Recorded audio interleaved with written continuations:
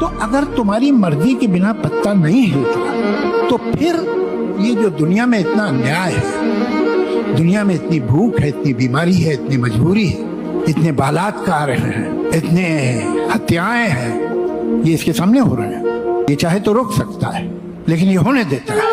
और ये मुझसे पूछेगा, इसकी मजाल होगी कि मुझसे पूछेगा कि तुमने क्या किया दुनिया में। मैं पूछूंगा अगर ये निकला कि भाई तुमने क्या किया था। अगर कोई भूखा सो रहा है ये हमारी कमजोरी है। अगर गंजा में लोग मर रहे हैं ये हमारी कमजोरी है। अगर किसी लड़की का बलात्कार हो रहा है ये हमारी कमजोरी है। अगर कोई बुरा इंसान हम पर राज कर रहा है ये भी हमारी कमजोरी है। हम जिस वजह से इंसान बनाए गए वही वादा तोड़ दिया हमने। हम सब इस दुनिया में आने से पहले आलम अरवाह में थे। वहां हमारा संवाद हमारे रब से हुआ। रब ने सबके सामने एक बड़ी अमानत जिम्मेदारी पेश की।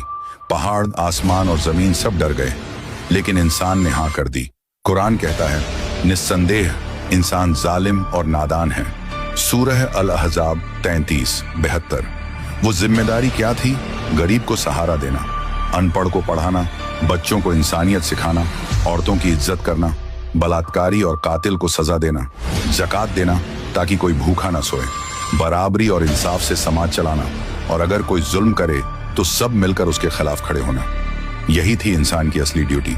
लेकिन इंसान ने वो वादा तोड़ दिया, बलात्कार किया, सत्ता के लिए सरेआम मारकाट किया, अपने अहंकार के लिए दूसरे को छोटा समझा, औरतों को अपने से कमतर समझा, दुनिया का सारा माल अपने लिए इकट्ठा किया, जमीन हड़पने के लिए लोगों को मारा, और जिसने इस दुनिया में तुम्हें भेजा उसे छोड़कर बुतों की पूजा करने लगे।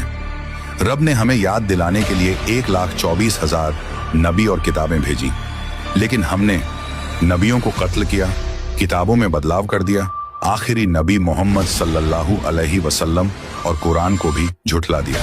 आज मुसलमान भी कुरान सिर्फ सवाब के लिए पढ़ते हैं लेकिन उसकी हिदायत भूल गए हैं। और अब हम पूछते हैं ऊपर वाला कहाँ है?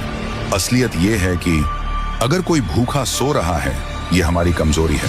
अगर गंजा में लोग मर रहे हैं ये हमारी कमजोरी है। अगर किसी लड़की का बलात्कार हो रहा है ये हमारी कमजोरी है। अगर कोई बुरा इंसान हम पर राज कर रहा है ये भी हमारी कमजोरी है।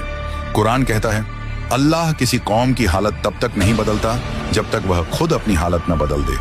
सूरह अर्रद 13-11।